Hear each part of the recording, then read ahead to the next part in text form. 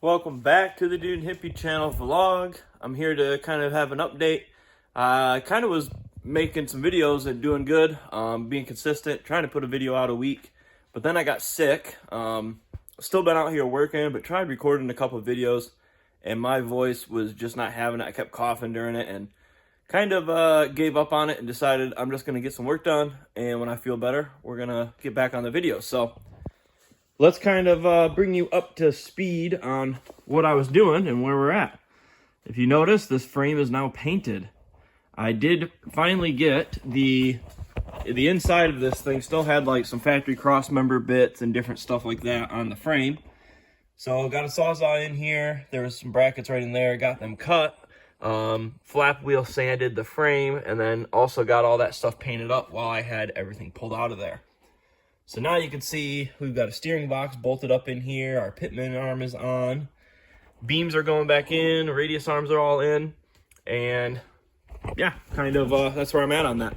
I'm working on assembling all the stuff. And in that process, working on shanking bolts.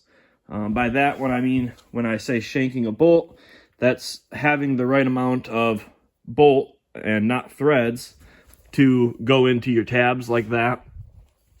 So every single bolt, while I put this thing together, I mark them and cut them.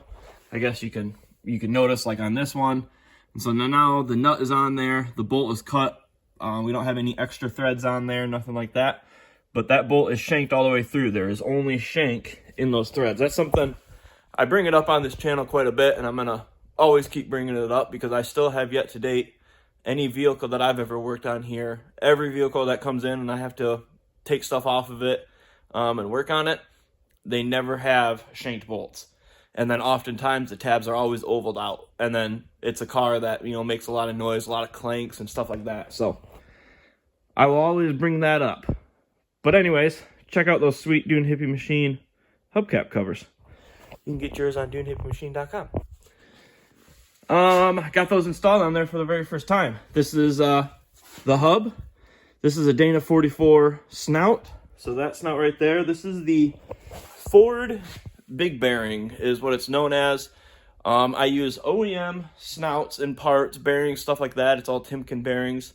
These are the OEM Ford big bearing spindles. So they use the biggest bearings that Ford ever did OEM.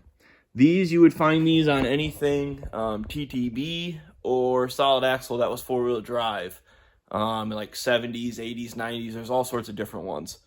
But these particular snouts and these are made by a company, I believe out of Ohio, Solid Industries, I think it is. Solid Industries makes these. This is a Dana 44 hub that's brand new, machined. But they make two different bolt patterns. This is the Chevy 6x6.5 bolt pattern. So we get the OEM for this truck Chevy bolt pattern, so we can run Chevy wheels. He's still got a Chevy rear end, so 6-bolt rear end, and we have a matching bolt pattern for that. I think they're over here, so have to pound the races in, put the dust seal on, all that type of stuff. This is for the other side. I like to use these double ring locking, whatever you call them, hub lockers, thread lockers things, where the one has the dimple, you screw that on and set your preload, and then this one goes on and lines up with it, and then the tab in there lines up with the groove in the spindle, and then you got your second one on there. So that's what we got inside there. And then The cap is one of the products I make here. This is just like a dust cover to keep dirt and grease and all that from going in there and getting in your bearings and keeping it nice and clean. So it's got a aluminum cap, some stainless steel screws. On the inside of this cap, there is a O-ring, so it seals. And then behind that, there's a steel backing plate with threads. And then there's a snap ring that goes in the groove. You put the steel plate in, put the snap ring in, pop that on. I'll have to assemble the other side, so when we do that, I'll show you a little bit more on it. And I've had it on videos before, but it's always fun to show off the little different products I make here and actually get to put them on. So this is the very first time I've had this spindle and hub set up on this truck. So pretty cool. I'm just getting ready to finish prepping the other side. I have one more bearing to grease. If you ever have to grease these bearings, one of these little bearing press thingies are amazing versus trying to do it by hand packing and where you put all the grease in your palm. Other than this truck, that's pretty much where that's at. It's just all the assembly, all the little stuff. I have gotten these F150 beams a little further along. I have the tube inner structure all welded up. So it's a tube inner structure inside of my beams with a little plate there that kind of there's a gusset in between those two. And then I have the plates here, sand and prepped and welded, or not welded. That's what I'm getting ready to do, is weld them. I have that stuff all prepped and ready. I was doing a lot of welding on the inside of this frame. That's kind of, there's a little bit in the beginning of this video, but with me being sick, I really wasn't filming a whole bunch of stuff. But I had my welder over here, and that's really what I was putting my attention on. But now the welding on this truck is done, and now that I'm in assembly stages, as far as my welding bench, technically right now it's an assembly bench, but once I get this hub on, my bench is ready to, I'm going to throw those beams up there, start getting the overlay plates tacked on, and got some welding to go on those. I have a whole process of, I end up clamping them down to the table because they're steel. Steel moves a lot when you weld it. So I have to weld them in stages. I weld them. It takes kind of several days because I don't just go through and weld them all in one shot, all the way up and down them. It's a whole lot of welding, and if you do that, they will warp all over crazy. I only know that because I did that on the first set I ever tried to make. And yeah, that doesn't work. So it's nice to have my welding set up. I can lay some welds and then let the stuff cool. And while the welds are cooling, I will jump over here on the Chevy and keep working on this thing and assembling it. Outside of these two trucks, which it's really just two beam trucks, they're at different stages. We have one that's getting finished for the most part. It's just part stuff. One of the other things I was going to show. I'm waiting on, I had to order it because I had the wrong one. I thought I had the right one. But for the steering box, it's a shaft. There's a spline shaft coming out of there. I had to order the right U-joint, 13/16 36 spline U-joint, which will bolt on there.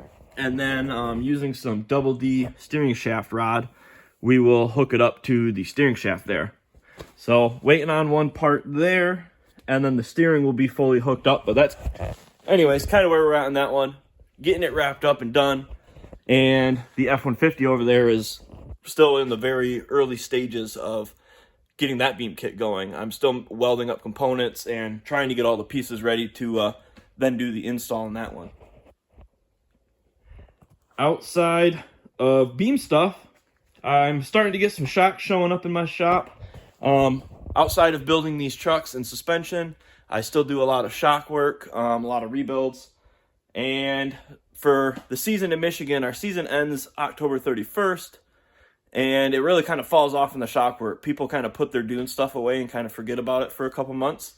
Holidays and people get into snowmobiles here.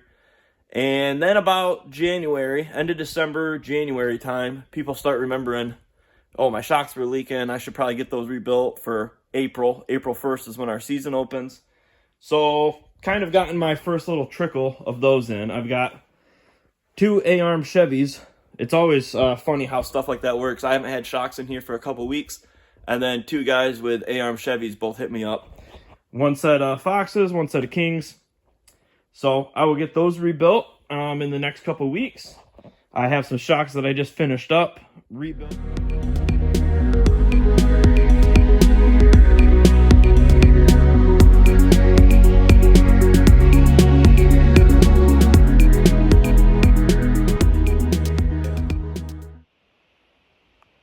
Got this other spindle upright on and the spindle bolted onto the upright.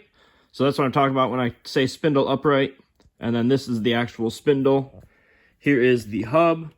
We have the rear bearing is already on there, which goes on this surface here. There's a dust seal, which will ride on that machine surface. And then we'll slide that hub on. And once the hub is on, then we can put the bearing in the front.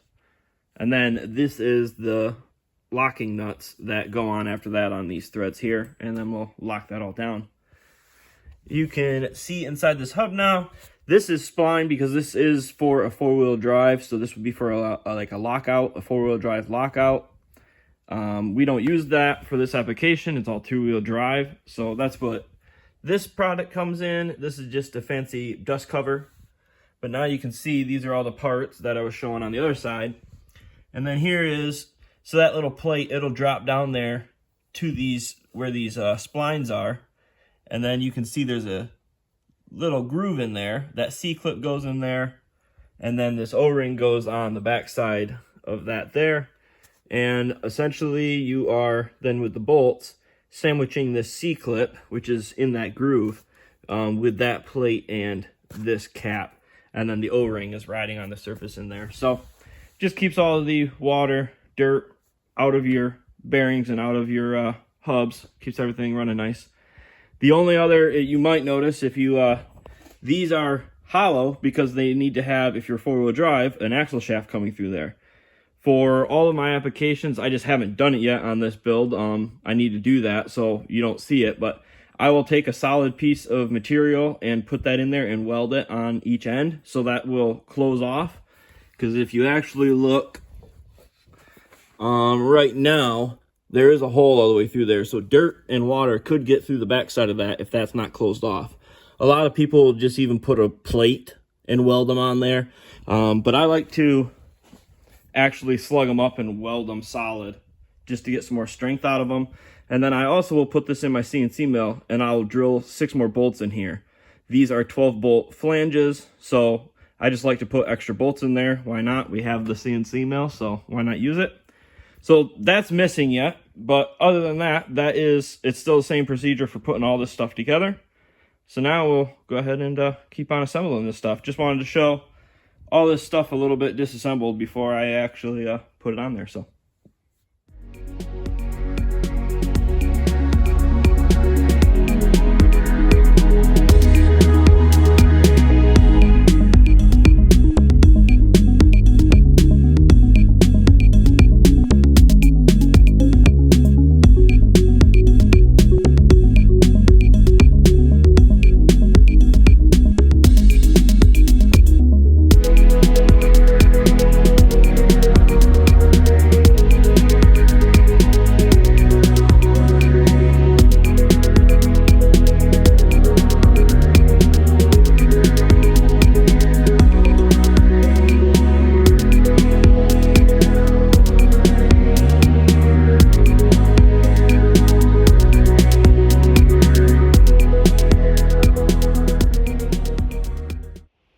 There is our beams and steering all bolted back up on this I-beam Chevy with our hubs on there for the first time.